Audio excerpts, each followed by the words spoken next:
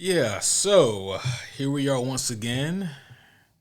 Did you And start the recording? yeah, Okay, cool. yeah. Because we be forgetting that sometimes. Every once in a while.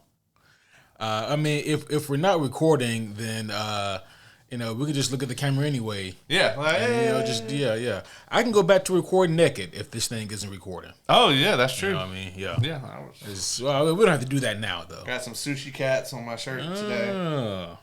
Yeah. Had to change it up a little bit. Yeah, I see. Is that like a delicacy somewhere I don't know about?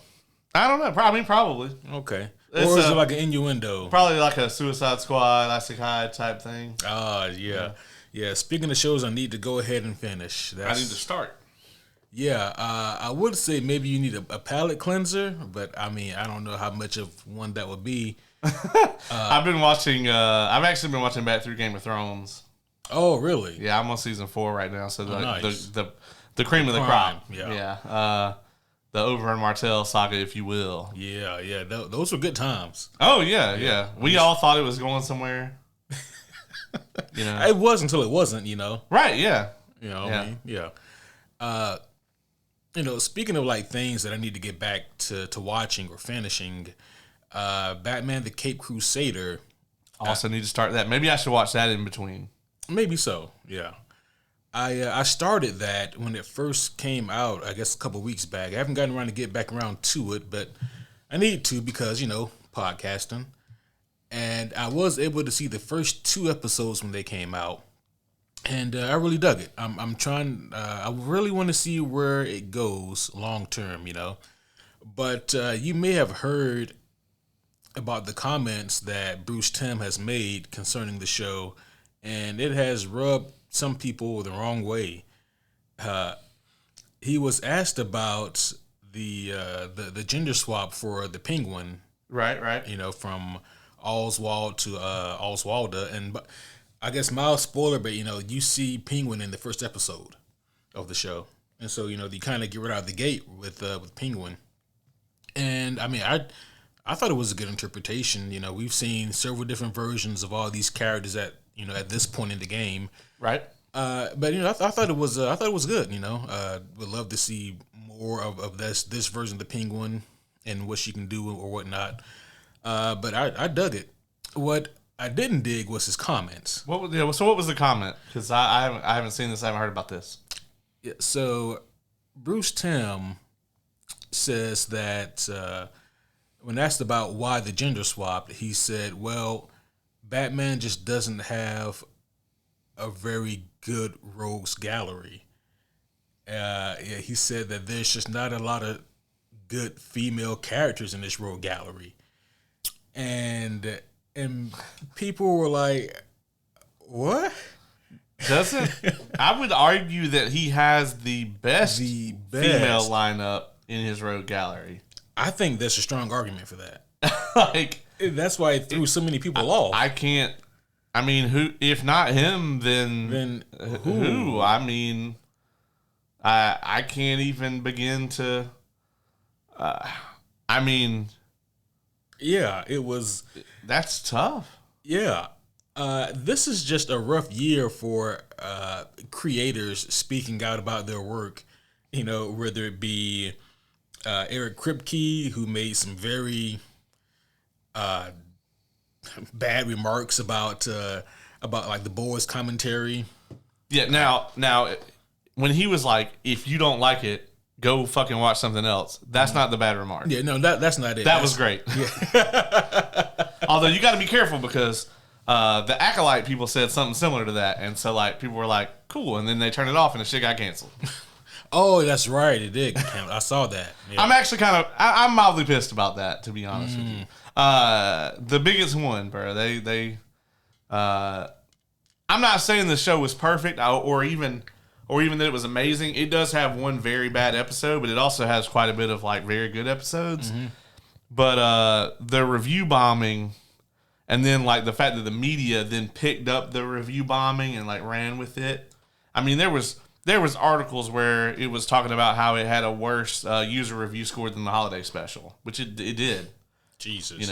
And well, I mean, What you talking about? Worse than the Guardians holiday special? No, because I mean the Star Wars. Oh, okay. I was afraid that's what you meant. Yeah, but I mean, it's rough out here. There's a lot of time. Like I feel like here lately, people are when they hire a showrunner, that person their job is, kind of like 40% public relations here lately. Yeah. Like they want that person to go out and be the face of the show.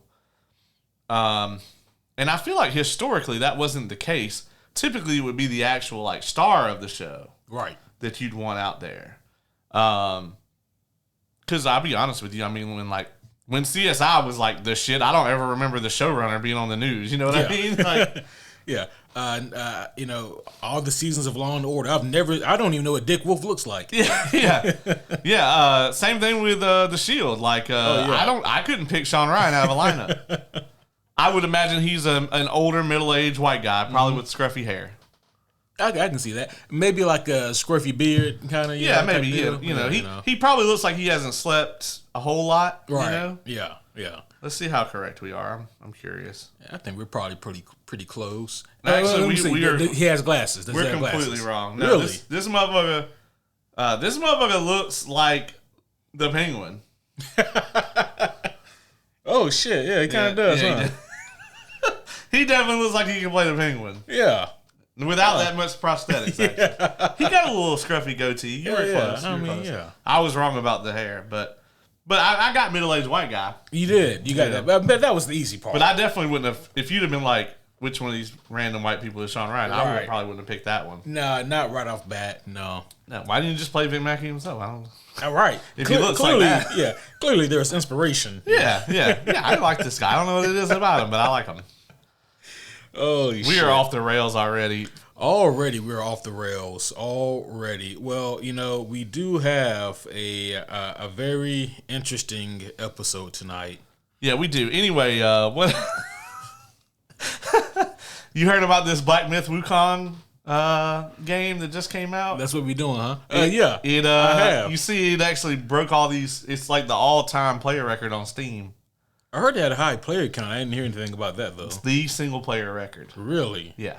See, I really haven't been keeping an eye on that game because I didn't know if it was like another Soulsborne type game or not, and I'm just not interested in one of those right now. And that's actually what kind of got my interest. I'm pretty sure it is not Souls-like. Okay.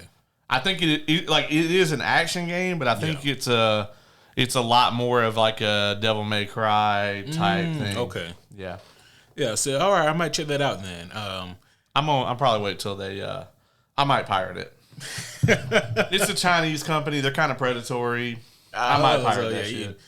So guilt free. They also got into some hot water. They sent out streamers like a email that was like, here's a list of things you can't talk about when you review the product.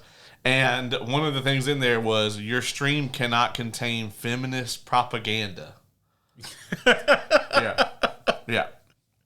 I was like, this is not going to go over well. I want to know what that means. I also want to know what that means. That reminds me, I'll run this by you off mic. We got another email about an author of superhero-related content who wants to come on. It has to deal with that kind of nature, but I'll run it by you off mic. I just wanted to say it on mic to you so I wouldn't forget. Okay. But yeah, anyways...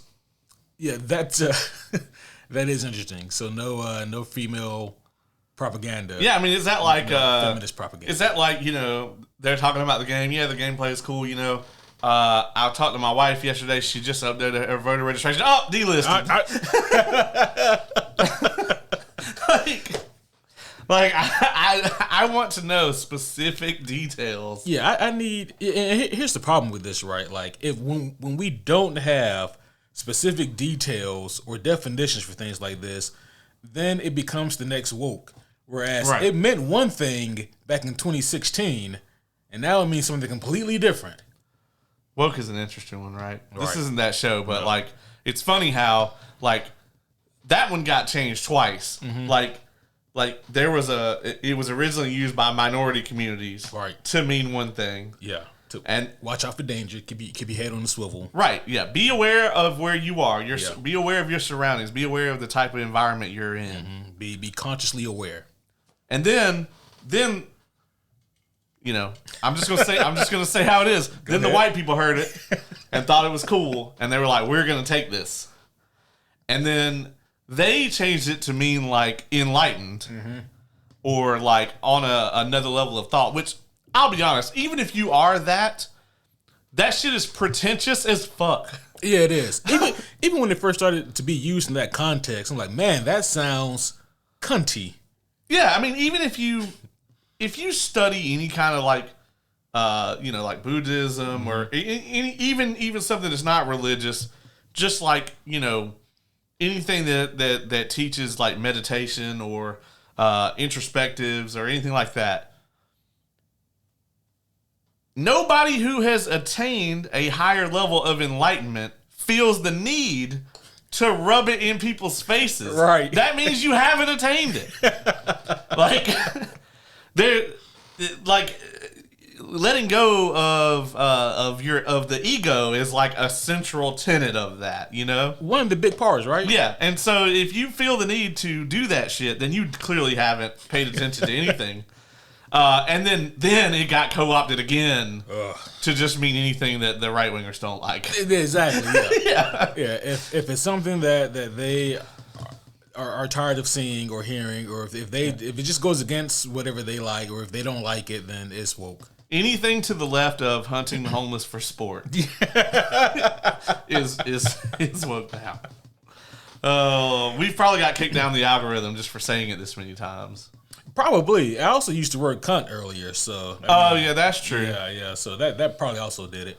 Yeah, that's true. Yeah. But see, I figure like those two things can counterbalance the other. Yeah. So speaking of cunts, earlier I was talking to somebody about like how like expensive all the streaming services are, and we've talked about this, and I was like, yeah, man, like if I didn't have Disney Plus through like my cell phone, like through my cell phone plan, I probably wouldn't have that shit, to be honest. I'm thinking about getting rid of it for the third time. Like, yeah. I use Caloplex streaming service more than anything. It's just because like now that Disney has ads that actively play on everything, I'm like, I can't do this. I was trying to watch, was it Guardians? Days of Future Past. And because I was too lazy to get up and pipe in the DVD. It's like, I don't just see what's on Disney. Do they have the road cut on They don't even have that on there now. Yeah, I didn't think they did. Yeah, so it's a good thing I did get up. Yeah. But I just hit the play button on that, and I was like, oh, okay. And then the fucking ad comes up, and I was like, I can't do this. Yeah, that's actually kind of why I'm watching through Game of Thrones right now. Is like I canceled my Max after House of the Dragon. Oh. Because like that shit is so expensive now. It's like $21 a month if you want the 4K. Which, the funny thing is, I actually subscribed to Max for years, right? Mm-hmm. I had the $15.99 plan. That gave me that. Huh? I thought it was still that price. Has it gone well, up so what they did is they changed it to where if you want the 4K, then you have to pay for the super premium plan. So I was like, listen, I can watch this shit in 1080p for free. So the only reason for me to pay you is if I can get this 4K content so it looks ultra mega crisp. Because I didn't buy a ballin' ass TV to watch non-4K things on it when I have the option. And so I canceled that shit. I was like, I'll when House of the Dragon comes on, I'll renew, and then I'll just cancel immediately, which is what I did. So like, but I have time left on the end of the month, so I'm just trying to watch right through Game of Thrones real quick. Yeah. While I have the thing still, but I had just been like, Netflix is the only streamer that's consistently worth having. I mean, people have Prime, but not for. Right. And honestly, they actually did get some extra money out of me. I paid the extra to get rid of their ads. I cannot deal with those ads. On Prime Video. Bro, that shit is rough. You know what? The bougiest thing that I've done in recent history, in recent memory, I pay for YouTube Red because I watch a lot of YouTube and I refuse to sit through ads. Yeah, I actually I have YouTube Red, but I have it because I have, I use my Google Drive a lot, so I have like the expanded storage. Yeah, and I have the one that comes with the YouTube Red as well. Nice. So yeah, I'm not paying specifically for it, but I'm with you. Like I will pay extra to get rid of ads. I fucking hate them. Yeah. And it's like the worst thing ever too. Like if like somebody comes over, you're like, oh yeah, let me show you this thing, and then you gotta sit through 5 minutes of fucking ads. Fucking hell. But I had just gotten it out of my mouth earlier that like, yeah, man, Netflix is like the only streamer that's like consistently worth having. I've had my Netflix subscription since the day I got it. Same. I've probably been subscribed to Netflix as long as you can subscribe to fucking Netflix. Right. And when they go up in price, I'll be like, and then I keep it, because it's consistently worth it. Now, in like 2 years when it's like $50, I have to revisit that shit. But, once a year I get that, we going up $1, $2. And I'm like, okay, well, just keep bringing me this stuff. But I had just gotten that shit out of my mouth. And then I turned on my TV and the first thing on Netflix is the new Matt Rife special. And I was like, for the first time, I'm thinking about canceling this shit. Oh, so you're not a fan of old Mr. Matt Rife? No, I think he's fucking terrible. As a matter of fact, Netflix also knows he's terrible because he came out with that comedy special a while back, and it was awful. And so, everybody was like, well, he got exposed. Like, literally all his little TikTok clips is just him doing crowd work. So the new special is just 90 minutes of him doing crowd work. Oh. Yeah. Yeah. Well, yeah.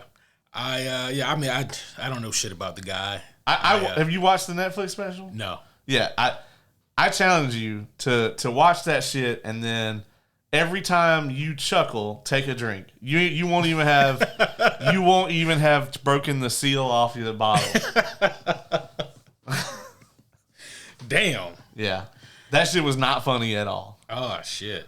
Yeah, it's a bunch of like very like misogynist kind of jokes. And don't get me wrong, like I'm not like the joke police type person, but like some shit just isn't funny, you know what I mean? And I just don't find it funny. So, but that like it just wasn't. And some of it was that, and some of it was just like these jokes aren't about that, but they still aren't funny. So damn. And also, speaking of canceling Netflix, we have the thing we're planning on reviewing tonight. Well, also, it's a part of this extended cold open because I know how anxious you are to talk about. I'm really not, folks. I'm having a blast being here tonight. Yeah. So I don't know how this flew under the radar for me. I mean, obviously, you guys all know that Umbrella Academy is based on the comic book by Gerard Way of the same name. What? But what I did not know was that Amazon is actually producing a comic book based TV show based on a comic book that I ranted and raved about just a couple short years ago called Criminal. It's an Ed Brubaker story. There's if you guys have the books, there are 3 deluxe editions. Actually, the deluxe editions were so popular that they sold out. As a matter of fact, I think if you try to find them today, you might be able to get them off of eBay for an exorbitant amount of money. So I guess I lucked up. Amazon? Is it animated? No, live action. Ooh, 50-50. 50-50, yep. I was like, if it's animated, this shit's about to be awesome. So, on one hand, I'm like, it's starring Charlie Hunnam, and I typically like that guy and everything I see him in. Okay. And I think he'd be a great fit for this style of show. It also does have Emilia Clarke in it, and I like Emilia Clarke, but her agent never seems to. Yeah. So I'm kind of, I don't know which way this show is gonna go, but what I can say is that the comic book is amazing.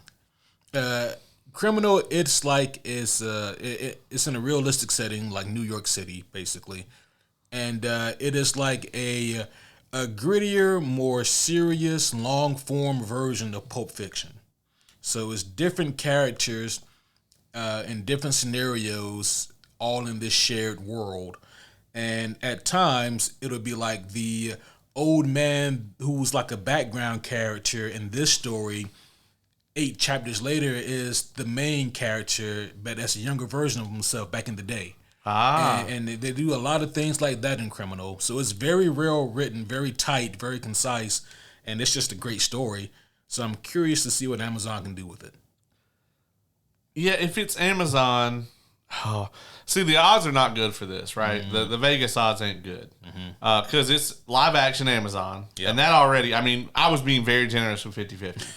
Okay, then it's got Emilia Clarke in it, and presumably no dragons.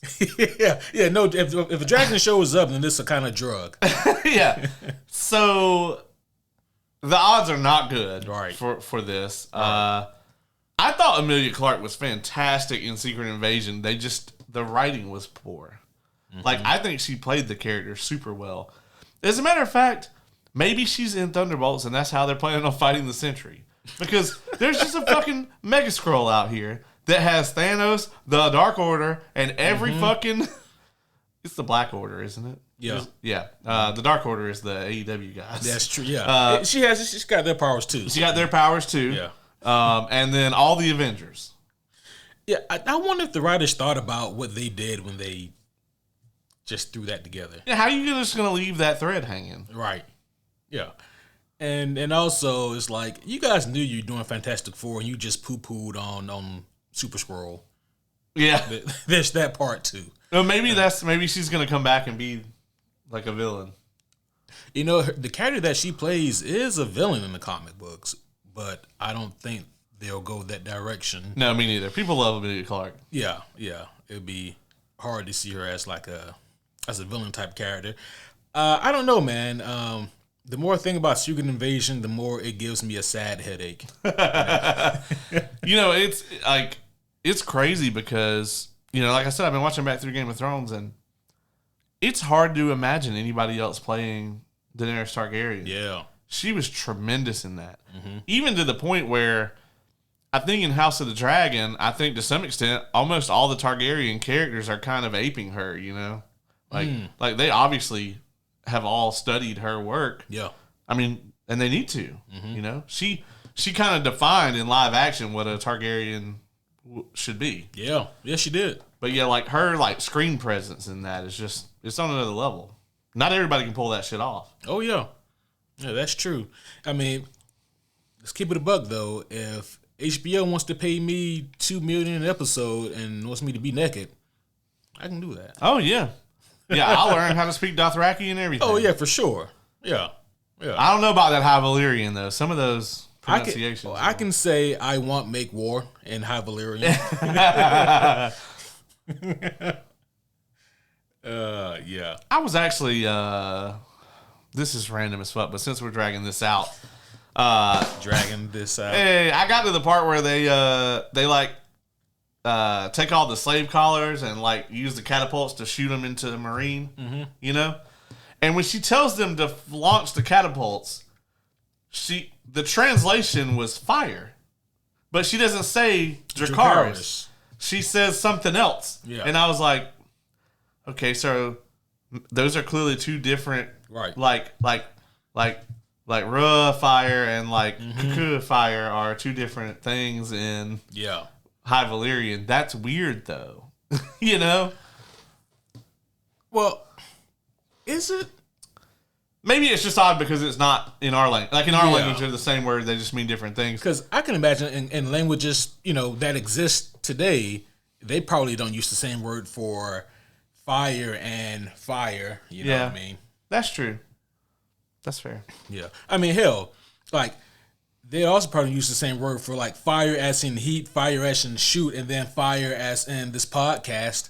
Is fire. Hey. What? We need the air horn. I keep saying I'm going to get an air horn button, but it's probably for the best I don't, because I won't stop pressing it. That's true. Speaking of, we won't stop pressing it. I guess we won't blue balls you guys anymore. That's right. Proper introductions are in order, though. So, homies, one and all, I would like to welcome you back to a very special, heartfelt episode of the Superhero Homies podcast. My name is Quentin, and as always, I am here with my loving, caring, wonderful friend, the homie Caleb. He's just trying to butter me up because he knows I don't want to be here today. speaking of not wanting to be here, are we still going to see The Crow on Friday? Yeah, I was actually going to ask you if you were coming to that because I know you had a con. Yeah, I got a con on Saturday, but you also know that I'm in it to win it. So hell yeah, you ain't got to get ready if you stay ready. I heard that from a good friend. So. Hey, that is true. I hear that is true. So I am down like a clown in Pound Town to go. It's funny. Those tickets just became available today. I just checked to see if they were available like an hour ago. Gotcha. The Crow currently does not have a GTX screening. I saw that. Well, obviously, Alien Romulus is making bank. So. Yeah. Which I still need to go see that my damn self. I know. And we should just do a double. Hey, don't fucking tempt me with a good time. I'm off Saturday, so I can be up all night. But also at the time there were only there were no seats taken. Yeah, I can't imagine. I feel so bad because I really like Bill Skarsgård. I think he's a tremendous actor. And The Crow is a cult classic movie, and just trying to remake it, man, they're gonna have a hard time. What do you think? Let's call it right now, and then we will stop blue balls on you guys. What do you think is going to do worse, The Crow or Borderlands? I don't see how I can do worse than Borderlands. You saw that Borderlands is already hitting digital this month. I saw that. That shit's hitting digital 10 fucking days after it hit theaters. Borderlands did so poorly that at Gamescom just today, Gearbox announced Borderlands 4, and it just, it's not even a teaser, bro. It's just a planet, and then someone picks up a psycho mask, Oh, God. It just felt like they were trying to get ahead of the negative press from the movie. It's bad. Obviously, there's been negative adaptations of things. Mm-hmm. I'm a huge fan of the Inheritance cycle, which is Christopher Paolini's book series that most people know by the first book, which is Aragon. And it has, to this day, the worst adaptation of anything I've ever seen. But, so signing over the Hollywood paycheck is not always worth it. Right. Not when you drive your IP into the ground. And what does Gearbox have if they tank Borderlands? Nothing. It'd be like, if Bungie tanked Destiny, which they did. I'm sorry. Yeah, apparently they still release content for that game, Destiny. Yeah, but it's doing terribly. Yeah, I can imagine. Yeah, so much for that 10-year plan they had going on. Yeah, we don't need to make this a video game podcast. No, we don't. We really don't. If you want us to do an episode about just random video game shit, let us know. We'll do it. Yeah, hit us up, and we'll definitely do that. Speaking of hitting us up, I need to do this more often, but if you haven't done so already, subscribe to the YouTube channel. Yeah. That helps the good old algorithm to see us. And for all you lazy fucks out there who haven't left a review for the podcast yet, go ahead and do that. We still love you, just not as much as the other homies. Right? Yeah. They're just on another level. Yeah, that's all. And if you're really feeling up to the task, if you feel the call of the homie supremes, go and check out our MCU rankings and make your own list and send it in because we'd love to check it out. Yes, we would. So you better check it twice because we will. We may even tell you why you're wrong. If you're fortunate enough, we will tell you why you're wrong. We're going to get somebody with fucking Quantumania at 1. See, all right. Any troll list will not be tolerated. Yeah, this is a serious matter. That's right. I better not see Quantumania nowhere near the top 40. Yeah. Okay. Well, we've done this long enough. Nice 30-minute cold open. Yep. We're here today, folks, to review none other than the latest season of Umbrella Academy. Full spoilers for the entire show. If you haven't seen it, I envy you. And if you have seen it, then stick around and see if we agree with you on the show or not. But yeah, this is your official spoiler warning. So if you have not seen the show and don't want to get spoiled, then leave now. Otherwise, you about to get spoiled. About to get spoiled like a motherfucker.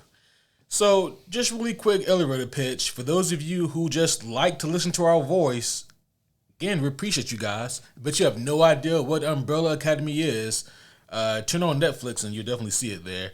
But it is a comic book based off, or it is based on a comic book written by Gerard Way. And you have some of them here? Yeah, I have everything that's released so far, which is actually what I want to talk about tonight. Nah, it looks like there's only 3 of these. Yeah, there's only 3 of those there. And oddly enough, book 1 is called Apocalypse Suite, and that is what season 1 is based on. And then we have Book Dallas. 2, called Dallas, which is what season 2 is based on. And then we have one I'm very fond of, Hotel Oblivion, which is what season 3 is based on. What we don't have is a book 4. What in the George R.R. Martin? I'm glad you brought that up, because I kind of had the similar thoughts. So it was, as soon as I finished watching the show, I thought that maybe I wasn't doing my due diligence in keeping up with Umbrella Academy comic books, because I know that about a year or maybe 2 years ago, Gerard Way announced that he is doing book 4. And so I went on my Googles to see what the status was and if I can go ahead and buy it. And it's not out. Not only is it not out, but there hasn't been any updates. Not only is it not out and there has not been any updates, but apparently Gerard is currently on tour with My Chemical Romance. So if you guys want Umbrella Academy season 4, book 4, then you might just have to bug the shit out of him. But apparently there was also a really long layoff between books 2 and 3. Now, I don't know how long of a layoff. I've heard as long as 10 years is what it took him to do book 3, Hotel Oblivion. I don't know if that's true, though. But I say all that to say this. The first 3 seasons of the show seemed like they had a beginning, a middle, and an end. And they were going somewhere. The story was structured. The characters had motives and purpose. This is what happens when you have a strong source material to go off of, a la Game of Thrones. We've seen what happens when you don't have a secure source material to go off of, a la Game of Thrones. Or Rings of Power. And when you just try to start freestyling this shit, a lot of the times, most of the time, it does not go well. And I think we can safely say that is what happened with good old Umbrella Academy. They have no book 4 to base their material on.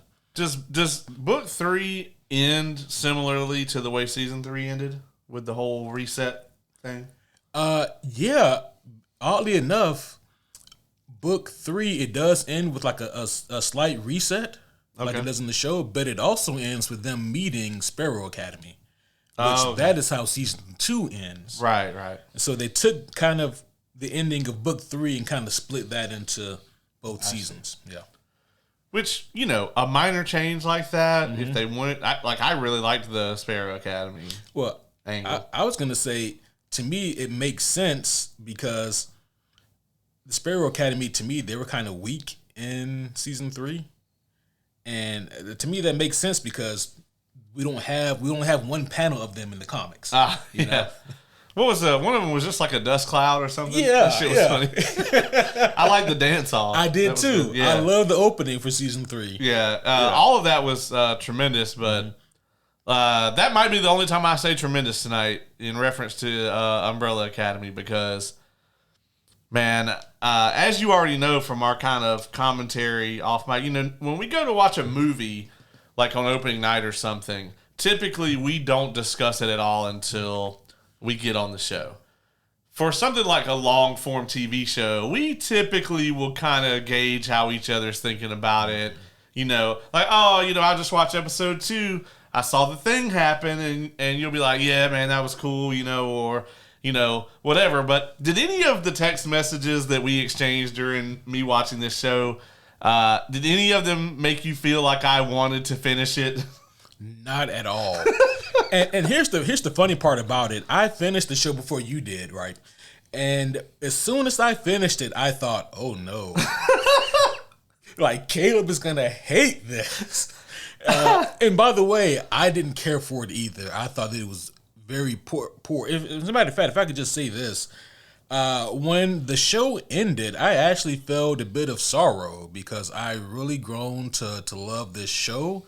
I've grown to love these characters, and in the words of Boys to Men, it's so hard to say goodbye. But I was upset though because I know that this show could do so much better than what it gave us. I don't feel like they even tried. Listen, we've talked at length, and I talked a little bit on our last episode about this. We've talked at length about how much I hate the Star Wars sequel trilogy, right? However, you've never ever heard me say, I wish they just hadn't made it at all, right? Because as much as I hate certain aspects of it, if they didn't ever make it at all, we never get to see Luke Skywalker again. Yeah. We never get to see Han Solo again. We never get to see Chewbacca again. Never get to see Leia Organa again. 2 out of those 4 characters actually had a decent showing, Mandalorian aside, we because that's the only time we got real true Luke. Yeah. Which wasn't real Luke, so it's even funnier. Oh well, yeah. I mean, it was close enough. Yeah, shenanigans. Yeah, I mean, Sebastian Stan is just a clone to Mark Hamill anyway. They're just trying to. They haven't cast him because they want to cover that shit up. Right. Yeah. They want to pay him twice. The only thing that happened is whoever did the cloning, it's only 95% accurate. So his voice acting talent didn't get carried over at all. That's an important 5%. It is, yeah. Yeah. It was a bad dice roll. Imagine him as the Joker, voicing the Joker. Ha Batman. Ha Batman. I have you now.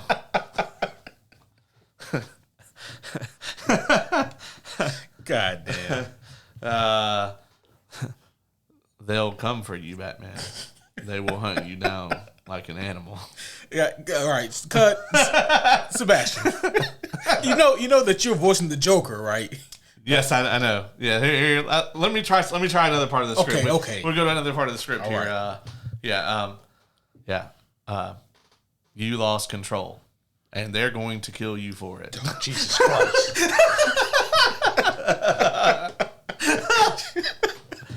All right, Sebastian. We know that you're a Marvel guy, primarily working as Winter Soldier. Do you know who the Joker is? right. Yeah. Is this your first experience? But all this to say, in a very long form, roundabout way here, is that I've never wished they didn't make the sequels. I don't like them at all. I think they are absolute rubbish. There may be, out of those 3 movies that are probably, they feel very long. I'm just going to say that maybe there's 8 hours of movie there between the 3 of them. Feels like 14 or so, but there might be 12 to 15 minutes of things I enjoyed in that. I've never been I wish they didn't make it. Yeah. With this, I wish they had never made this season. I would delete it from the universe if I could. I'm with you. Season 3 was it was a little open-ended, but the ending to season 3 is, there's nothing in season 4 that is worth changing that in any way. Just end it right then. I think leave it open-ended for sure, right, with season 3, but also because you could leave it open-ended with season 3, you can wait for Gerard to drop book 4, and then you got something to go off of. But they didn't want to do that. I know.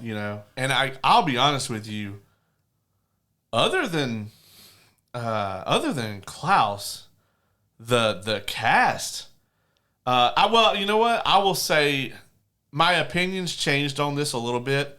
I will say that Klaus and Five are reliably themselves. They definitely carry the show. Although with Five, it's they're just playing the hits with him in this.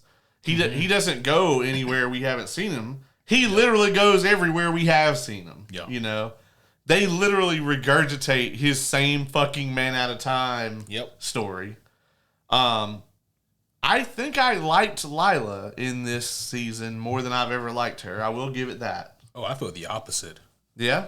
I hated her more than I've ever hated her in this Wow. show. Yeah. See, I never liked her to begin with, so... But I've always hated Diego, and I thought he was awful in this.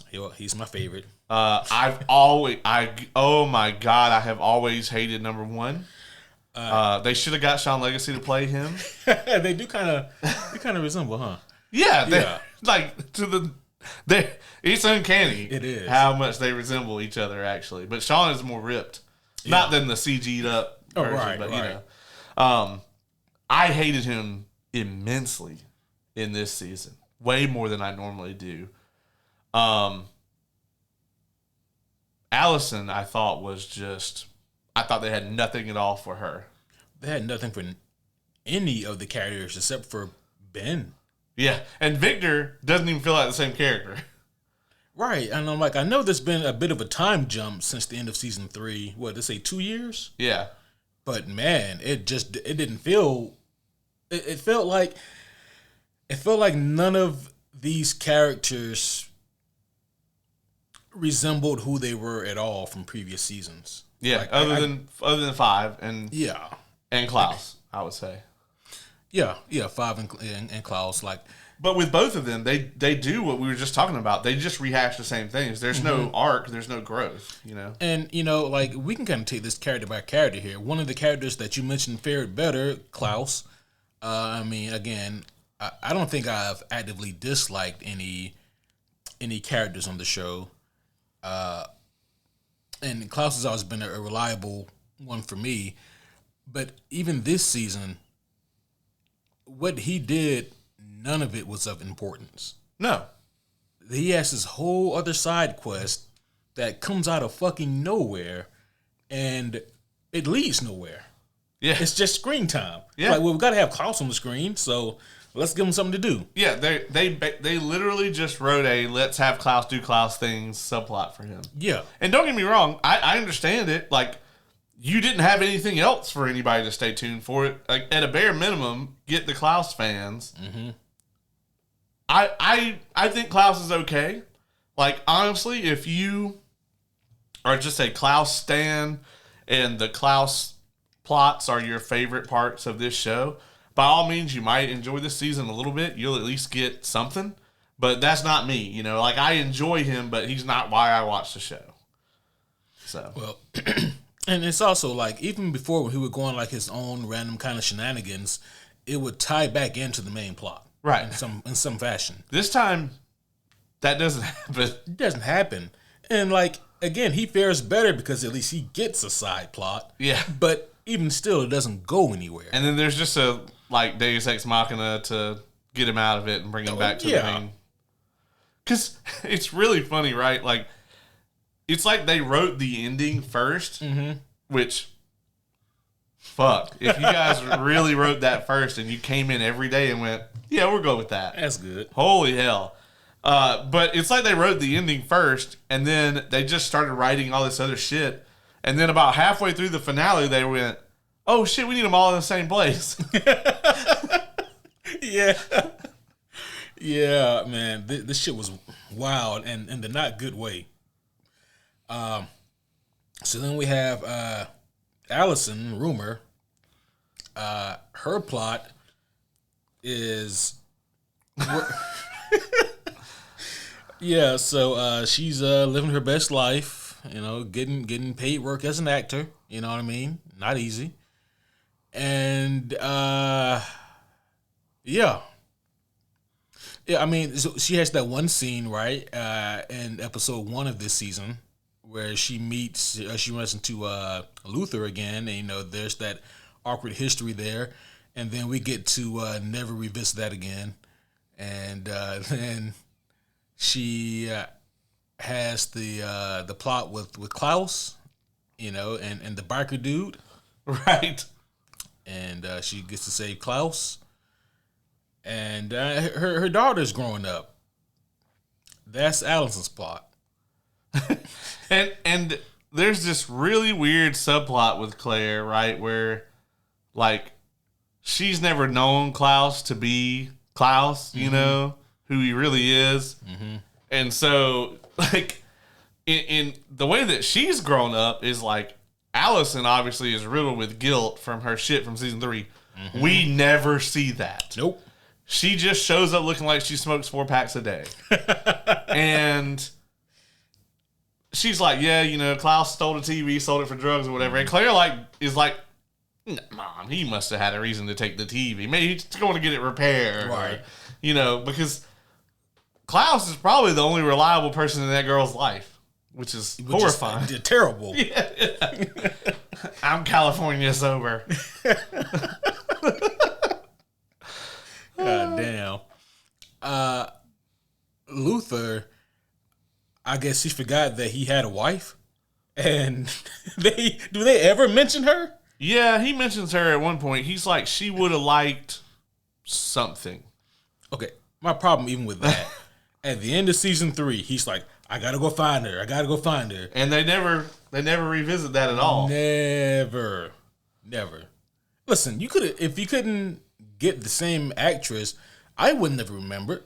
No, I couldn't tell you what she looks like right now. I'll be honest, he just never even seemed like Luther to me. I mean, I feel that way in season 3. Yeah, he was like really goofy in season 3, and then it's worse here. It is. It's like season 3 Ragnarok, season 4 Love and Thunder. Yes, that's exactly what it is. The Ragnarocking. I know you noticed this, and I know the people who made this show noticed this, and I don't know why they did this. I know you saw the Winter Soldier. You want to call it an Easter egg reference that they put in here? Yes. Okay. What you think about it? I thought it was absolute garbage. They didn't even do the reference well. I know. They just got in the elevator. It's like if this scene would have been fine as it was if Winter Soldier never existed. Yeah. You know, it would have been, oh, okay, cool. He, theater of mind, he beat him up in the elevator. And then, but the way that this was done, it wasn't close enough to say they're paying homage. No. But it wasn't done creatively enough to say that they weren't. Right, yeah. Yeah, it wasn't good at all. As a matter of fact, I actually really hate... So, I'll be honest, I started to perk up a little bit when Fives tells the CIA boss, hey, I need you to just fucking give my brothers some shit to do to make them feel important while I go handle some actual shit. I thought that was hilarious. I was like, this is going to be great. I hated every second of that shit. Because, number one, it was all so predictable. I don't mind predictable. I'm not somebody that's like, oh my God, I have to be shocked every time I watch something because we've seen where that fucking goes. Yeah. And I don't want to go there. I didn't want to be here either. Their fight in the CIA was awful. Especially at the end when they're like, we're back, we got it. I'm like, you don't. Yeah.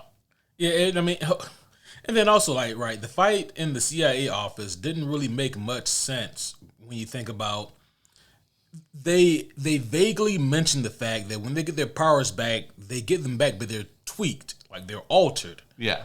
And we even see Diego a couple episodes earlier deflect a bunch of bullets, which was cool. But in this scene, we don't get anything like that. No, he actually misses all the shit he throws at people, which was fucking weird. Right, because that's what he does. He throws things at people. Yeah, like you fucking bullseye, Yeah, like you're supposed to hit everything.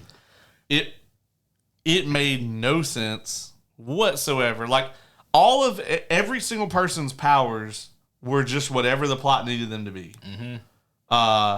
Like with Victor can sit there and just unload in like a Broly rage on Hargreaves. Yeah. And he just wiggles and looks uncomfortable like he got a shit. Not a scratch on him. Even his clothes aren't torn. Right. But then later on, she just turns and melts a dude's face off. Like his whole head, actually. Yeah. Instantly. Yeah. And that's the thing, right? You could tell that they didn't know what to do with any of these characters almost especially Victor, because he is. I mean, he's the powerhouse. Yeah. that they never knew they had until season 1, and then they're like, oh shit, Victor does have a power. Yeah, blowing up the moon. Yeah. And with here, it was just like, okay, and my thing is like, okay, from a power standpoint, they don't know how to handle this character, Right. but also from like an interpersonal standpoint, they didn't know what to do with Victor. Why was Victor so attached to Ben? Right. It's not like they had any sort of... Like, if anybody was going to be attached to Ben, it should have been Klaus. Yeah, because Klaus was the one that at least communicated with dead Ben for all those years. And even so, this isn't that Ben. Yeah, it's this not is even Sparrow the same. Ben. Yeah, it's evil. It's evil goatee Ben without the goatee. And yeah, that's the thing is like they just thought that Ben was all of a sudden going to become this character that we felt remorse for. Like he was going to just all of a sudden be this character that we cared about. They could have done that. They could have, but they didn't. Yeah. Like they just have him be a complete mindless asshole until the plot needs him to not be that. Right. And then all of a sudden we're supposed to feel bad for him. I do wonder, is this really truly another case of like George Martin, where like did Gerard Way like give them notes? It's like what his next book was gonna be like. Oh my God. And then they're like, oh, we can do this.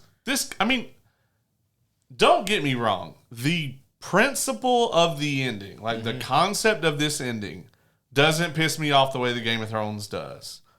Like this whole idea that like all the timelines are because their dad brought the marigold here and created them. I can buy that. Like to me, that makes sense. But the way that they went about this, Jennifer, what the fuck? We found this girl in a big ass squid. Yep. She contains this element that's like the opposite of the marigold element, the Durango element. They never really explain this at all. None. It just pops up. Nobody ever heard of this girl or anything about this girl. No. At all.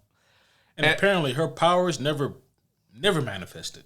Right. And she was in the news and everything, Apparently her life has been like the Truman Show as well. Yeah. Also, the thing that was probably the worst plot device to me out of all of it, and there were many. Like if I had to rank them, we would be here all night. Is the actual where they show what happened to Ben. And I actually was kind of hyped to see that because they were like, that's one of the actual lingering mysteries of the show is nobody's ever like explicitly even hinted at what really happened to Ben. Yeah. Oh my God, was that unsatisfying?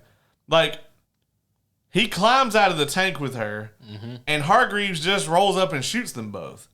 Motherfucker, if you were standing right there, number one, why did you send them in here? Right. If you knew that, like, she had this apocalyptic element that could only bond with your kids. Yeah. Why would you send him on the mission? Send them on the mission. Yeah. Especially if you were going to come yourself. Yeah. And then, number two, like, if you were just going to kill him, like, why didn't you stop him from going in? It doesn't make any sense. Like, why he was there. No, it really doesn't, right? Because like you said, he knows that this apocalyptic thing can happen if those two in particular, Ben and Jen, if they come in contact. I also never understood why it was Ben specifically. They never really... It's like, it should have been any of them, right? Because as long as the two elements, like the marigold and the Durango combine, then it shouldn't matter. Is it because Ben's power had to do with the tentacles coming out of his chest, right? Yeah, but... Is that like a weird kind of... Yeah, he actually mentions it at one point. He's like, we belong together, because I had the tentacles and like, you came out of that squid. And I'm like, okay. Dog, that's going to be my next pickup line. Yeah. I mean, it worked. It worked. Yeah. That shit worked like a motherfucker. Also, how could you buy into their relationship? It also, Ben and Jen, is this the play on Ben Affleck and Jennifer Lopez? Maybe. Yeah.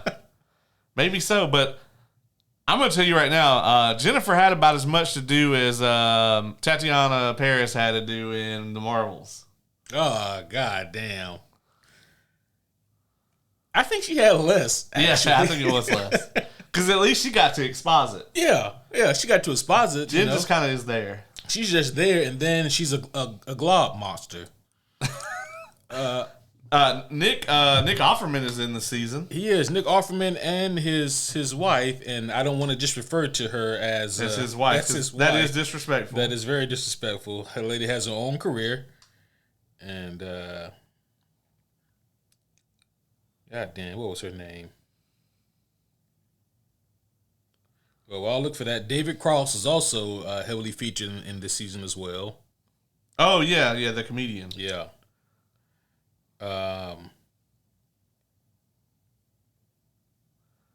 Which I did recognize him and did like. Yeah. Megan Mullally. Oh, well, that's quite a name. It is. She will be referred to here as Megan. Wow. You know. Yeah. So I'll admit, like, seeing them really had me intrigued in the beginning because, like, who are these two? Like, what are they up to? What really do they know? And in the beginning, I liked the concept of, like, the Mandela effect, but with the Umbrella Academy. Yes. You know? The Mandela effect. Didn't they call it the Umbrella effect? Yeah. Yeah. The Umbrella effect. So, you know, I even thought that was kind of a cool touch as well, you know. But the way that just kind of goes, by the time we get to the finale, I didn't understand how it became like this huge secret cult, especially when everyone has that same tattoo on their wrist. It made no sense at all. Like, what's the point plot-wise of the CIA guys being involved with the cult? No idea. Like, no idea. There was no, like, they could have not been in the cult and it played out the exact same way. Is this like when you find out Obama's a Freemason, or that all the presidents were Freemasons? Is that like the same thing? Yeah, I don't know, man. It is something else. It's like they maybe had 10 episodes and then they like cut out all of where they explain everything. Right. You know? Yeah. Everybody has vague powers and we hate vague powers. Very much so. Especially we're 4 seasons in. You know what all their powers are. Yeah, I mean, this whole thing where like they get slipped the marigold and just magically have their powers back, and then their powers are slightly different to accommodate the plot. Lila's power is that she can take other people's powers. She has like the rogue thing, but it's wireless and she doesn't hurt the person. It's an upgraded rogue power. Right. That got you, didn't it? It did. You like wireless that? rogue. It's wireless rogue. And yeah, I mean, but she also just has eye beams. For one, isn't it just one scene? No. She does it again later. Okay. Yeah. She does it in the end fight with, well, I guess you could call that a fight with the cleanse. Yeah. Well, if that's what you want to call it. I was intrigued by Gene and Gene. Me too. But it's a big old nothing burger. Big old nothing burger with all the toppings on it. Was Hargreaves' wife, was his name Sal in the show? Cy. David Cross's character. Oh, yeah. Cy? Yeah. Something like that. Yeah. Was she him the whole time? Couldn't have been. Because if she was him the whole time, then, well, I guess this could be the case. But then, like, the whole plot with him getting them together in the first place makes even less sense. I thought she was trying to bring the cleanse on.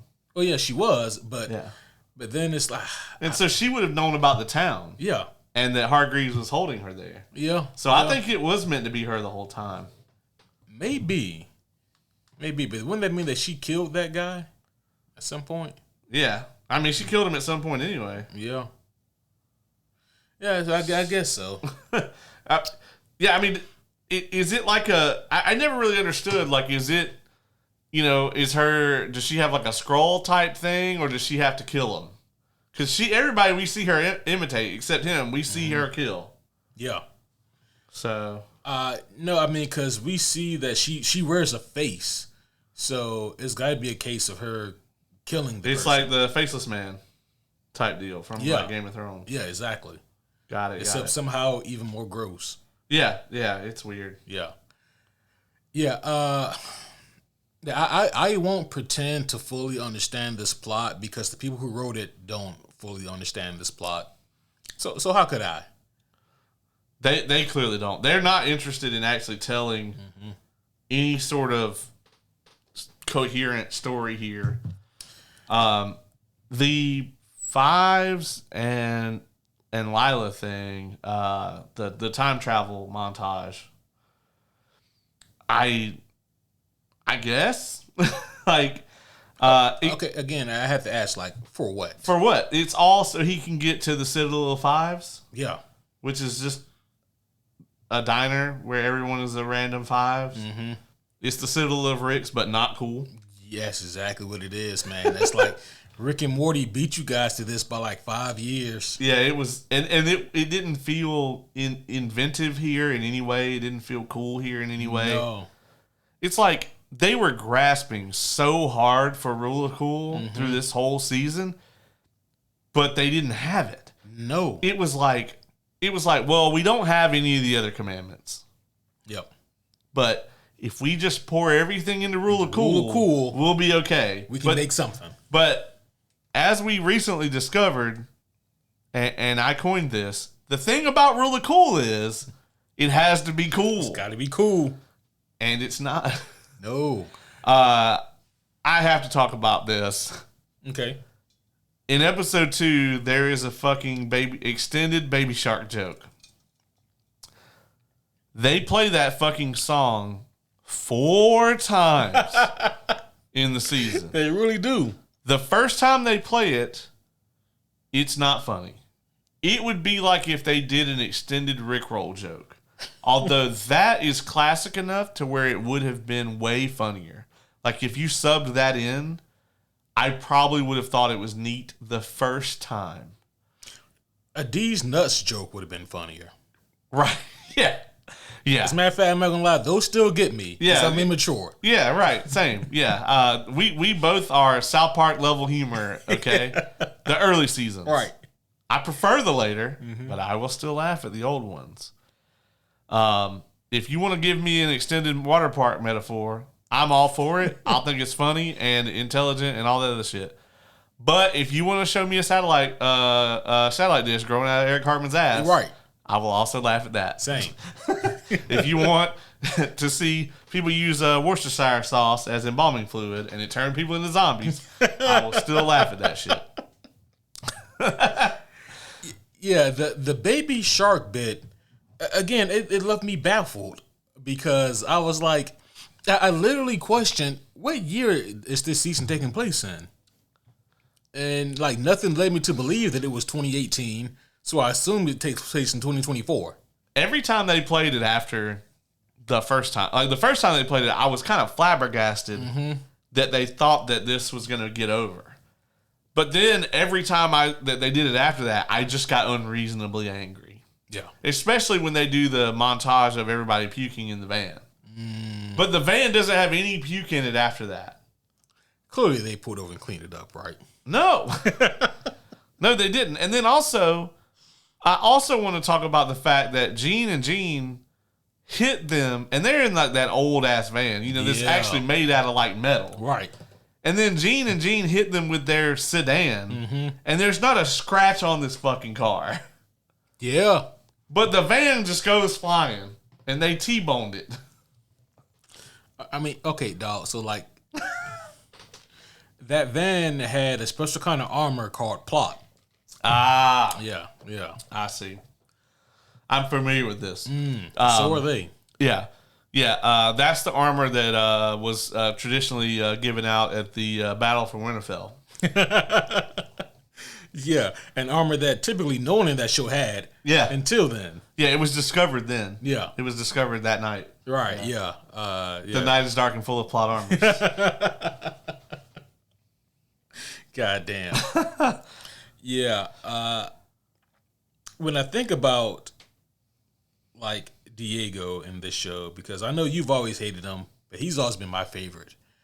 And I think he's always been my favorite in both, like, the comics and the TV show, because he's the most traditional vigilante grounded kind of guy. And in this season, I mean, there's no other way to explain it. Like, they cuck him out. Yeah. And like he's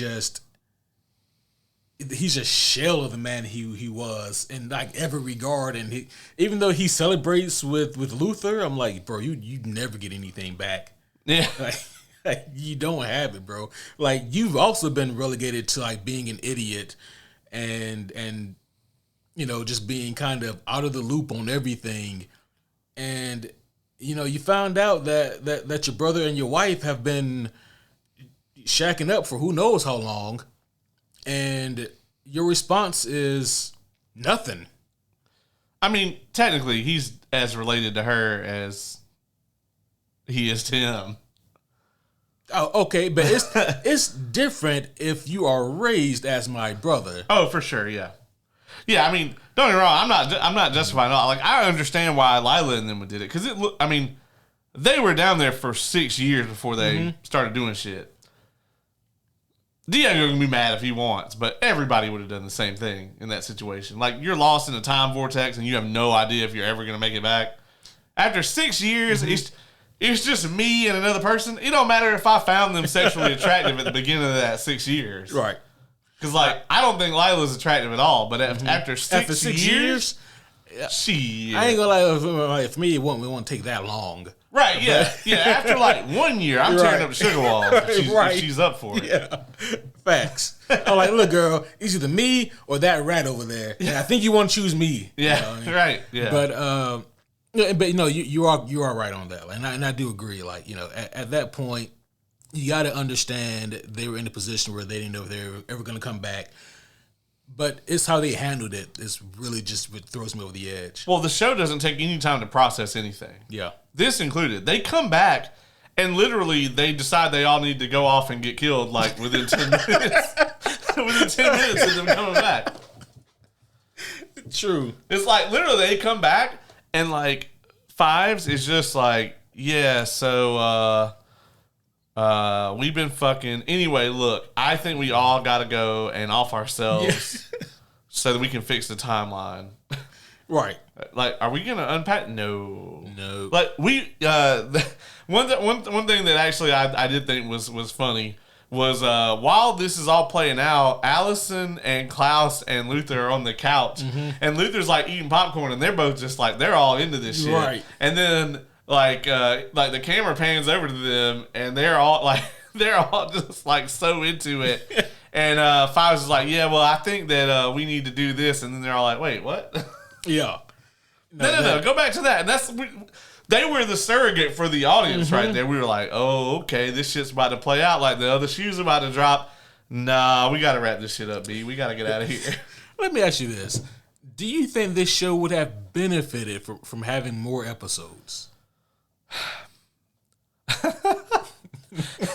I mean, it's a double-edged sword, dog. Yeah, like if they have more episodes, that means I have to sit through more episodes. And the idea that the people who wrote 6 hours of incompetent TV were going to write 10 hours of a mixed bag or better, I don't like those odds. I like the odds of your Amazon show being good more than that. I like the odds of season 2 of Rings of Power being good over that. God damn. Okay. This show made me want to go watch Rings of Power. Dog. This show made me want to go watch season 8 of Game of Thrones. Stop. That is slander beyond slander. Bro, this show is horrible. Like as a show, like I would say if I had to score the entirety of Umbrella Academy, whatever I would have scored it at the end of season 3, season 4 drops that shit probably 3 whole number, like Like it's Shit. It's one of the worst things I've ever watched. I really hated every moment of it, with very few exceptions. Well, all right. Let's talk about the finish here. Yeah, they all remember the finish. I remember which is for them is also not good. No. Yeah. So the finish of this show sees them. Well, first we get Five, who goes to the citadel of Five. That's good. See, that's funnier than everything in this season. Oh. And it's there that there's fortunately a random Five there who chooses to invite our Five over to sit down and exposit. Yeah. And he exposits, and then Five immediately goes and does the thing that no other Five could do. Right. He just immediately figures out exactly what has to happen to like save the timeline, and none of the other Fives in that deli had ever thought of this. Yeah, none of them. Not even Brisket Five. I kind of like Newspaper Five. I'm not gonna lie. This really was their attempt at Rick and Morty. Yeah, and it was about as good as their like musical montage. I also love the fact that like as they go through this show, you keep seeing where they're like, oh, well, we have to do another one of these. Mm-hmm. Oh, we got to do a dance number. We have to do a montage. Mm-hmm. We have to do some Klaus shenanigans. Well, I guess we got to throw in some Claire drama in there somewhere. We haven't had them exposit about their daddy issues, so let's have them go visit Hargreaves. And I know everybody was all in different places, but like let's have them all end up at the house. Mm-hmm. And I know this is supposed to be a different Hargreaves, but I thought that whole thing was kind of just really poorly done too, because he is not that Hargreaves when he needs to not be, and then everything else for the plot is completely contrived. He just is Hargreaves when he needs to be Hargreaves. Yeah. Yeah, and I mean, hell, even to the point where the characters treat it like that, you know? And the wife's plot makes no sense at all. Especially when you consider we're at the end when she's telling Hargreaves about all the things she's done. He's like, you did this, and then she exposits, and he's like, I'm glad you did this. And I'm like, if this was the case, you could have just had this conversation. And she's like, oh, I fixed it. And I'm like, you did? Right. Like, so because her whole thing was like that she shouldn't be there, right? Mm-hmm. That he never should have came to this world and went through everything he did to recreate her. But like, if that's the case, like, wouldn't you just delete yourself and not this entire planet? Yeah. Because neither one of them understood the whole timeline crisis. If they did, they never said anything about it. And if someone was going to understand it, like, if Hargreaves knew that would fix the timeline, he would have killed all 7 of them forever ago. He'd have been like, yeah. If that's all I got to do, he would have rounded them up so he could kill them. Yeah. You know? That's all I got to do? Oh, okay. Yeah. Would have been easy for him. He would have got them in there in his fucking MetaQuest 4 room for the bin thing, and he would just fill that shit up with acid or whatever. Right. He's a humane guy when he needs to be. It would have been some kind of nerve gash or something, you know? Yeah. But, man, yeah. So, I do agree with what you said earlier. The ending is, as a concept, right, them realizing that the only way to save everything is to sacrifice themselves. The ending itself, many blessings. The ending itself is sound in concept, but man, in execution, it just felt so flat because they just do it. You know, they just stand there, they hold hands and let Cleanse overtake them, and then we pan over to Earth Prime. And everything is as good as day, and we see like 7 flowers pop up. Man, they did play the song. What song? The "Think We're Alone Now" from the first season. From the dance number. Okay, yeah. They did play that at the end. I thought that was a nice little touch. Yeah.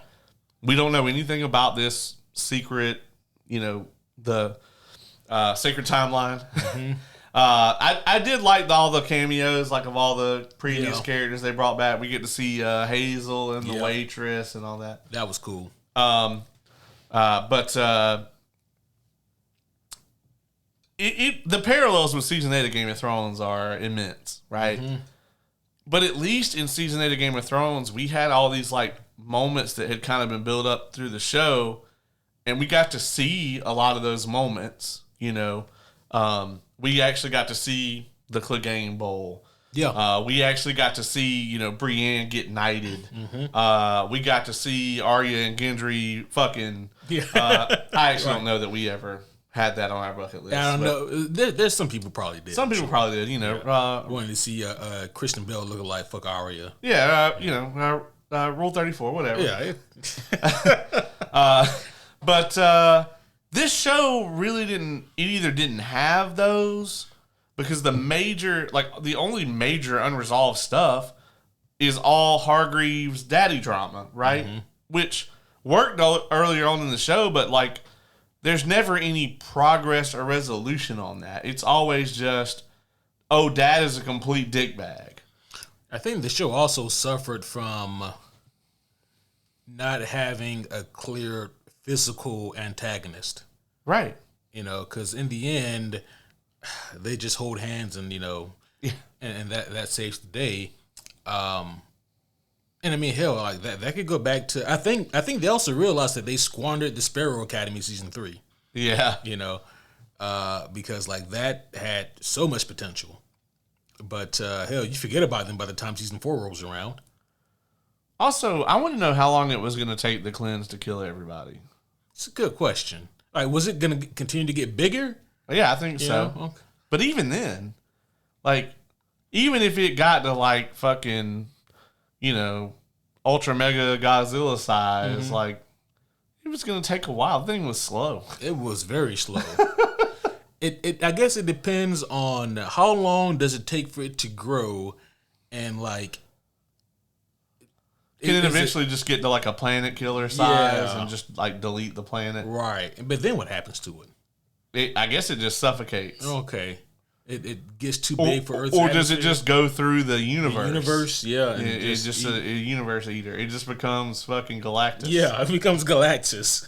Just a weird Cronenberg Galactus. It becomes Galactus from the second Fantastic Four movie. Yeah. No, it's Galactus from the Cronenberg universe. Oh yeah, because it is very Cronenberg-esque. Yeah, for sure.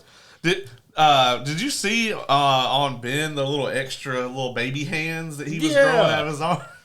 Like, why? Also, the CG was terrible. I'm glad you mentioned that. I almost forgot. This was the worst the CG has ever looked in this show.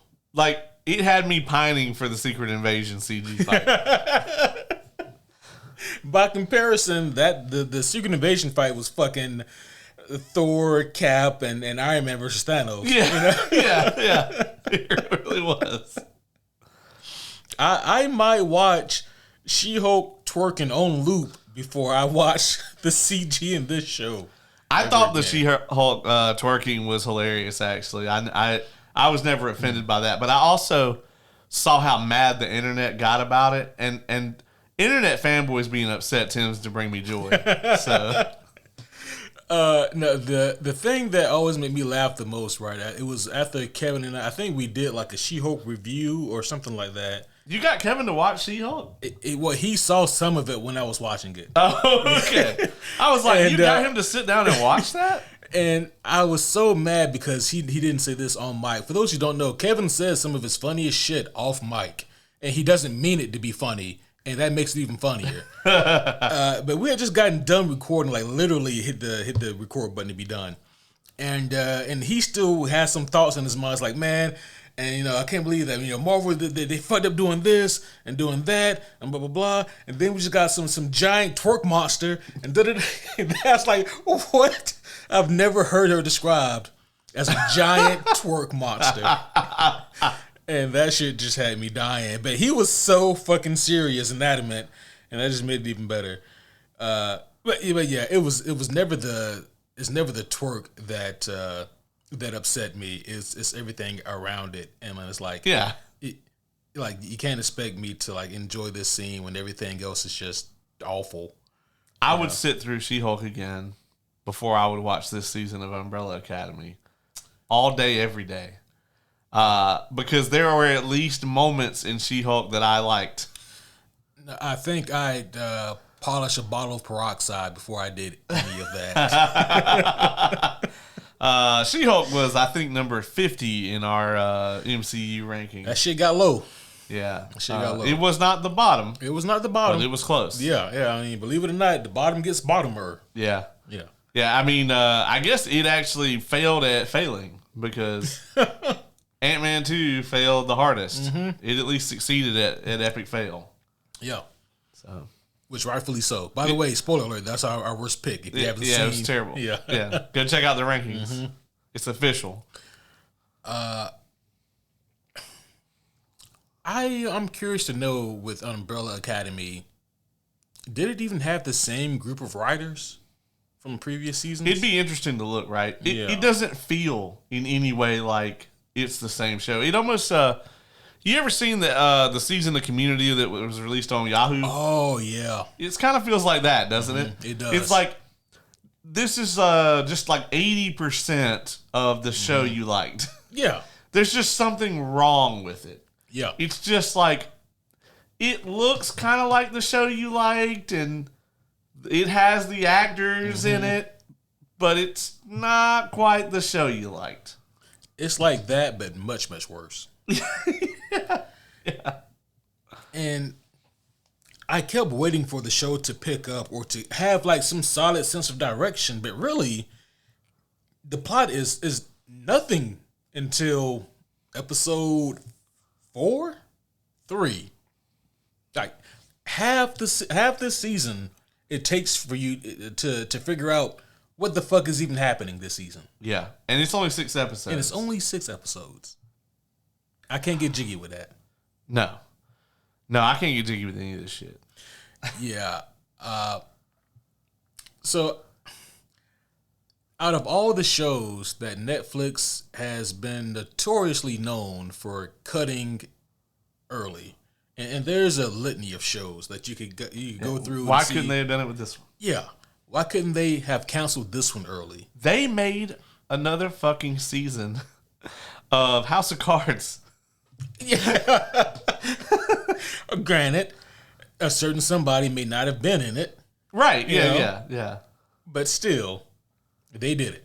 I never sat through that last season of House of Cards. I tried. I couldn't do it. I didn't feel like there was a point anymore. With no Frank. Yeah, it would be almost like well, I'll be honest, like Succession is kind of a nothing burger like that too. And they wrote it that way, like nothing happened. Like Brian Cox is still alive. Like they just intentionally wrote it that way. Yeah, it's been this season for me was weird, right? It was truly a fever dream of sorts. Those are words you could say. Yeah. I mean, cause think about it, right? In a dream, nothing makes sense, but in the moment of the dream, it's like I understand what's going on, and then you wake up and you're like, that didn't make any fucking sense. So Kay was watching the last 3 or so episodes with me yesterday, and she's only ever seen the first episode of season 1. That's all of Umbrella Academy she's ever seen. She was watching it with me, and something would happen, and she would look over, and I would just be shaking my head. And she'd be like, this is awful. And I'd be like, yeah. I was like, believe it or not, though, this was a great show at one point. Yeah. It's hard to believe looking at this season. It is hard to believe. I was like, this show used to be tremendous. So let me ask you this. Based on the quality of the first 3 seasons, would you recommend the show to somebody? I would tell people what I tell people about Game of Thrones. I tell them, listen, you watch the first 6 seasons. Fantastic. When you get to the end of season 6, you make up your own ending from there. And then I'm like, if you just absolutely have to watch more, then you watch season 7. And then you make up your own ending. But for no reason whatsoever, do you watch season 8. you will be insanely disappointed. Those are wise words. Yeah, and so I think with this show, the best I would do, I would absolutely recommend somebody to watch seasons 1, 2, and 3, and then stop. I'd be like, under no circumstances should you watch season 4. Like, you're not going to get anything out of it, right? Like, if I had gotten the news 6 weeks ago that Umbrella Academy had been canceled, I would not be as upset as I am right now. Yeah, no, I agree. Because the characters, the show, everything deserved immensely better than this. This is one of the worst seasons of television I've ever seen. I like all the seasons of Heroes more than this. Like,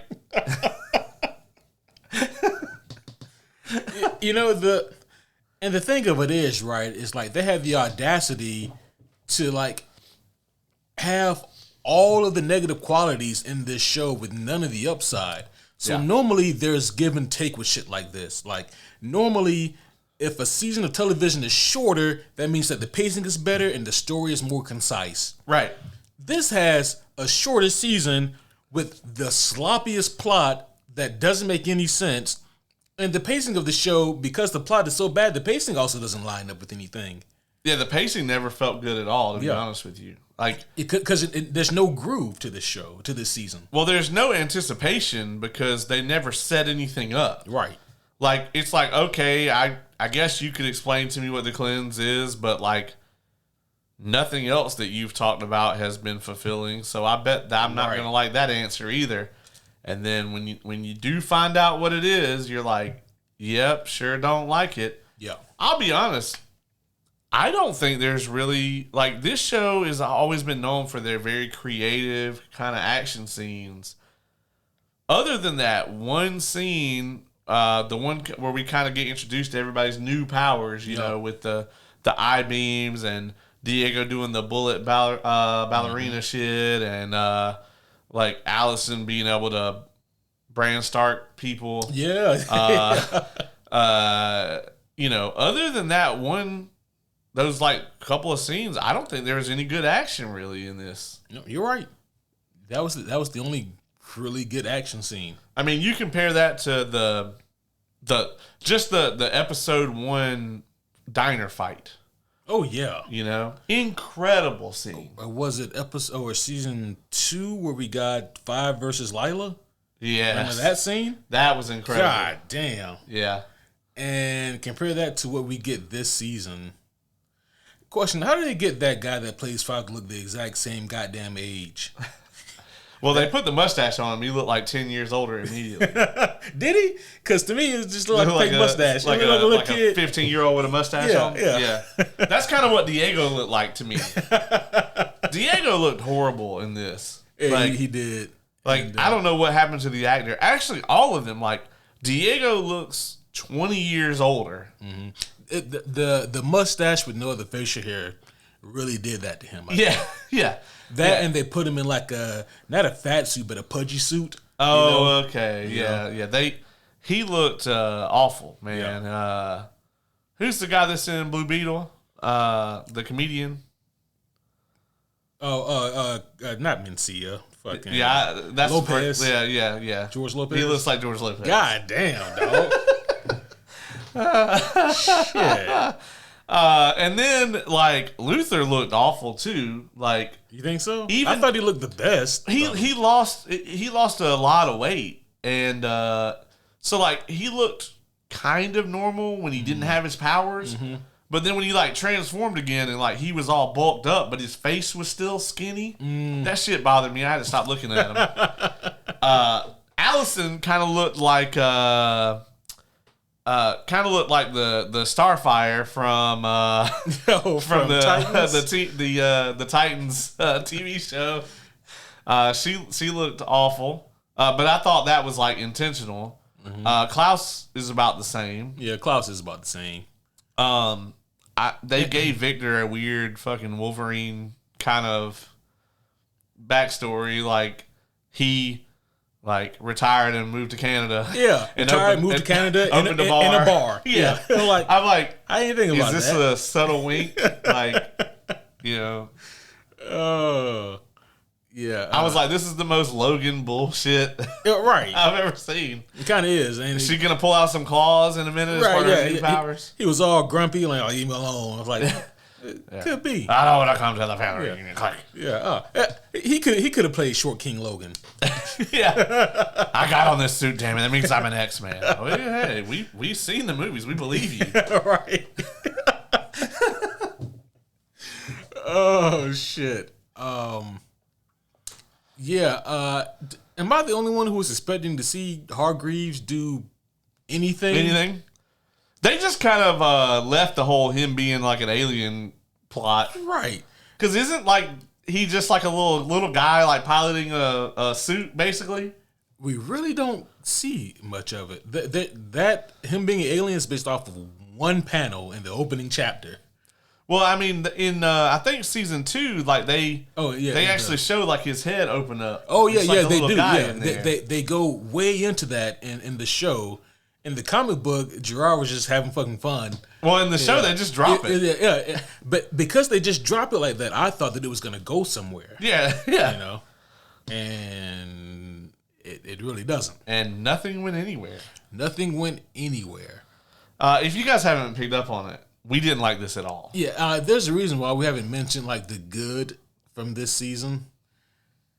It's not a whole lot to be had here. I really need these showrunners and these networks and whatnot to stop putting out shit just because they feel obligated to. I've been racking my brain all day to think of like what I would say that's good about this season, and I haven't come up with much. Yeah, yeah. It's like hell. Even with the Marvels, I was like, this shit is short.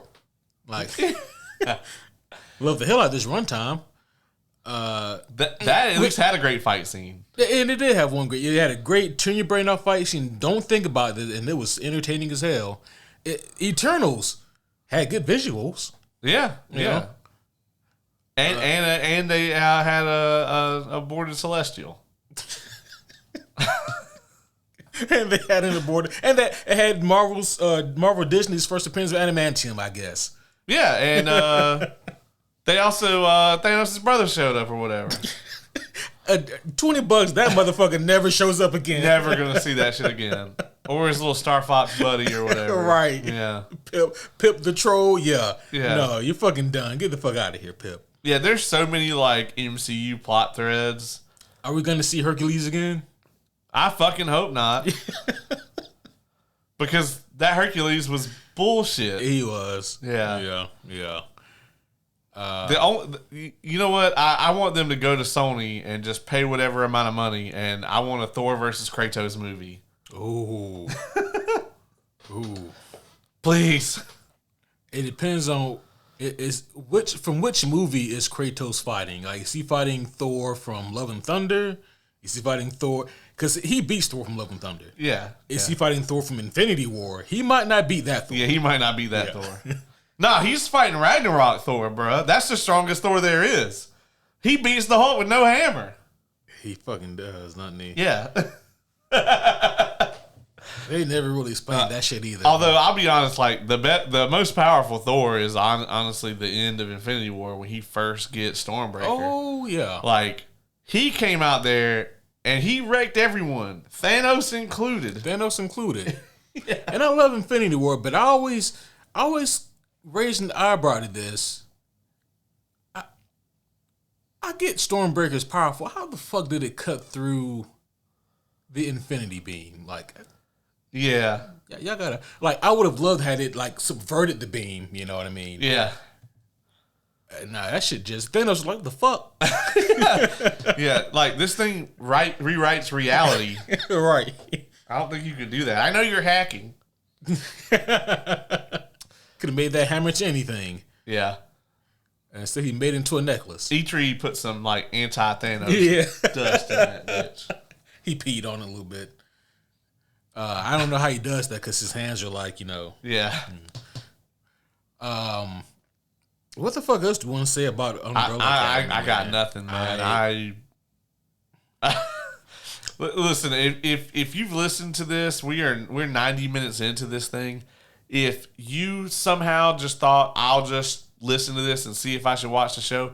At this point, if you're still thinking about watching it, just go watch it. Just go watch it. You know, I recommend watching the first 3 seasons. Yes.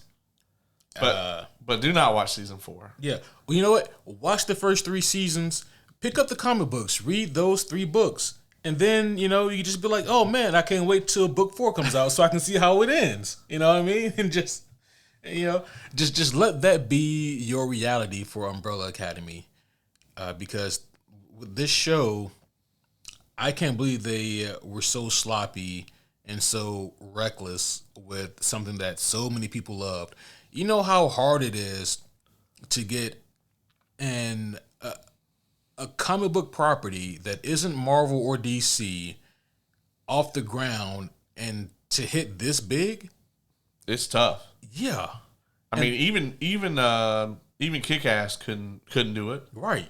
The Boys is probably the only other thing that's really been able to pull it off. The Boys and Invincible. Oh, yes. That's about it. Kingsman had a brief, you know, stint, but it couldn't do it. I always thought it was interesting, right? Because I really love 2 of the Kingsman movies. The second one's just okay, but the original and the prequel I thought were both quite good. I haven't seen the prequel. Oh, it's good, man. Mm-hmm. You'll love it. It has a fucking at least it has a couple, but there's one action scene in particular that is it's not as good as the church scene, but it's also not trying to be. Yeah. Because they shouldn't chase that shit. Agreed. And if they try, they're gonna fail. Yeah. So they have a really badass action scene in the prequel. I enjoyed it significantly more than the second movie. I gotta check that one out. Anyway, all of those are better than what happened with Umbrella Academy. I just wish they had taken more care with this show because this show deserves it. I mean, even though, like, to me, season 3 was kind of the weak link at the time, I still enjoyed season 3, just not as much as the first 2. And I was hoping for a strong finish. And when I heard that they were doing 6 episodes, in my mind, I'm thinking, yeah, man, they're keeping this thing tight and it's going to be to the point and the pacing is going to mesh well with the story they're telling. And this thing is just going to be fucking great. And instead, we got, like, in total, maybe 5 hours of nothingness. We got 5 hours of me being entertained by Megan and Nick Offerman. Do we want to score this thing? Oh my gosh! Yeah, sure. You want to go first, or you want me to go first? You can go first. Oh man, not again. Listen. I intend this to be the lowest score I give out on the podcast this year. And the rest of this year is going to include things such as Agatha All Along, Venom 3, Craven the Animal rights activist. I'm going to be honest with you. Out of all the things I'm going to name on this list, I guarantee you that's going to get the highest score. And the Crow remake. Ooh. And I'll be honest with you folks. We're going to review that on Friday. I've never seen the original movie. And I still don't think this looks good. And I'm specifically not going to watch it before I watch this one so that I am not biased based on the original's quality. That being said, Umbrella Academy Season 4 is one of the worst things I have ever seen. I thought that it was absolute nonsense. I watched all of the seasons of Bridgerton this year, including the prequel. Bridgerton is not even in my sphere of things that I would like. I watched it because a bunch of people that live in my house like it. I enjoyed every second of that show more than I did any part of this season.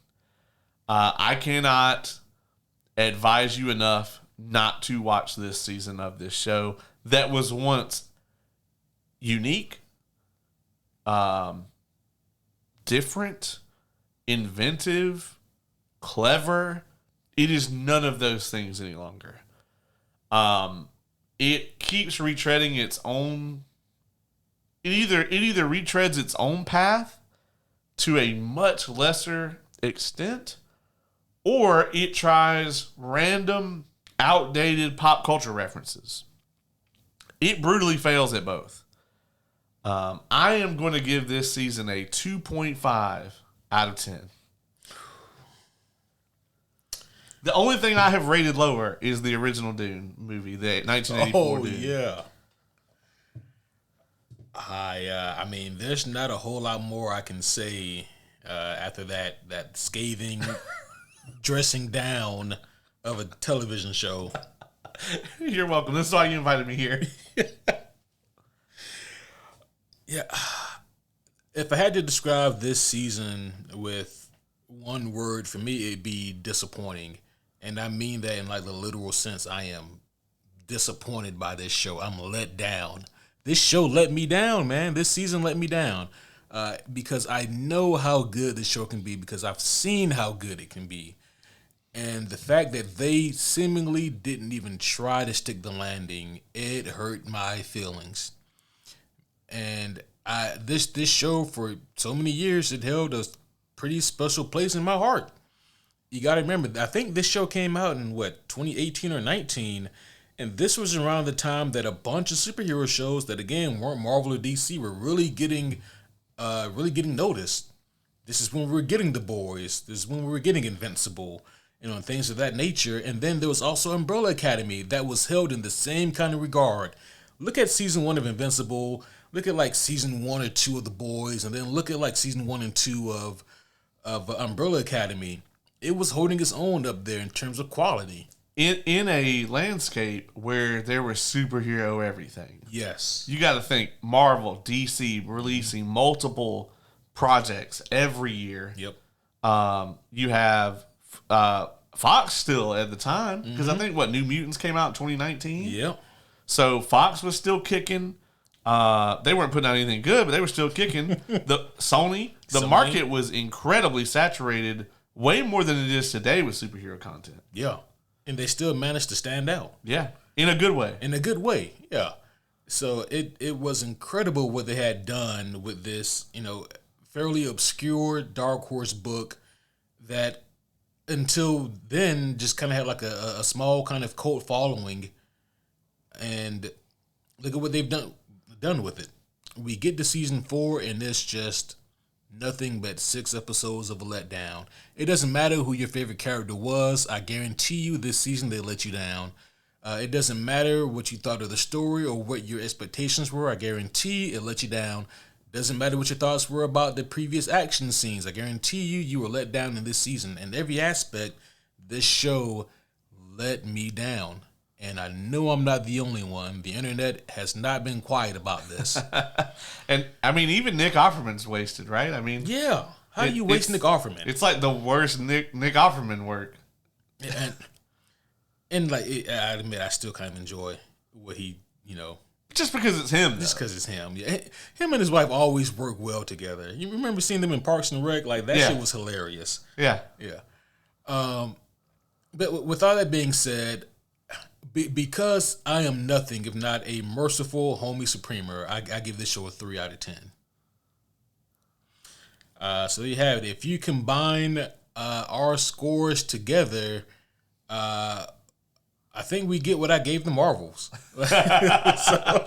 so let that speak for what I think of this season. Yeah. This show hurt my feelings, man. Yeah, it was... Listen, if you still think you want to watch season 4 of this, there's nothing else we could tell you to stop you. We tried. We tried to save you. We endured this so that you did not have to. So never let it be said that we do not care immensely about the homies. Exactly. I feel like I almost know what you went through when you watched Batwoman. Oh. Oh my goodness.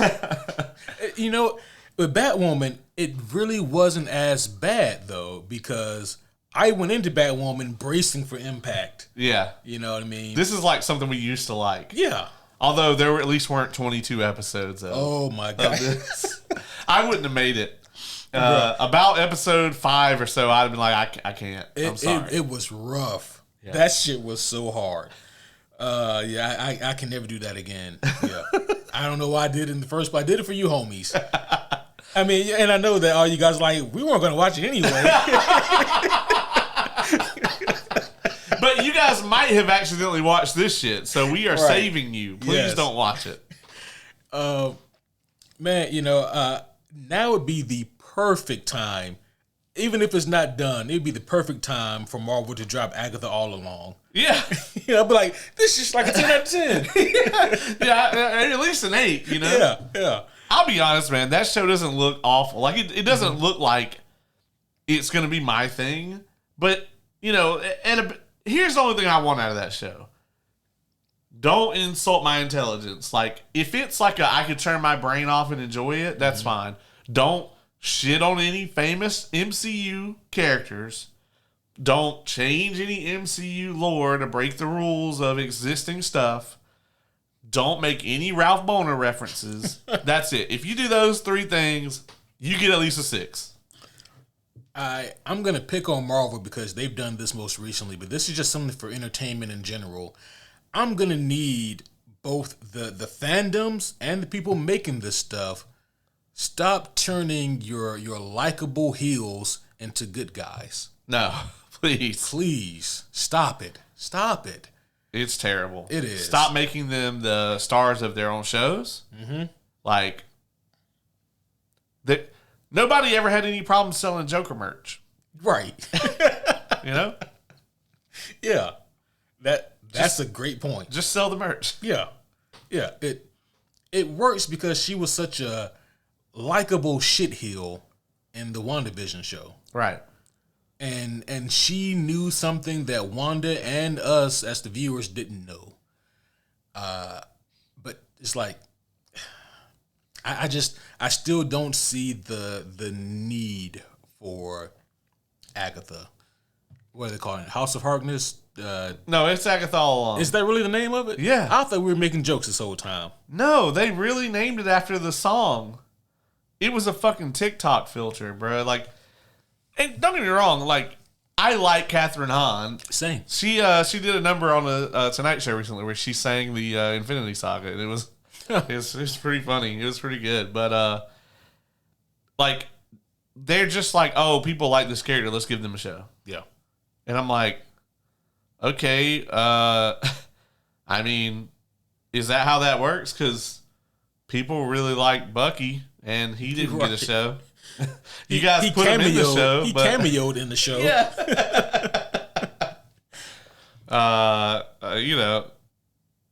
Maybe, I mean, shit, before he was a Skrull, we really liked Rhodey. Right. He doesn't get a show. Right. Can we do something here? He's going to be featured in the show that probably no one will watch. Yeah. We really liked Sif. She could have got a show. And they fucking killed her. Yeah, the only person that Gore actually killed.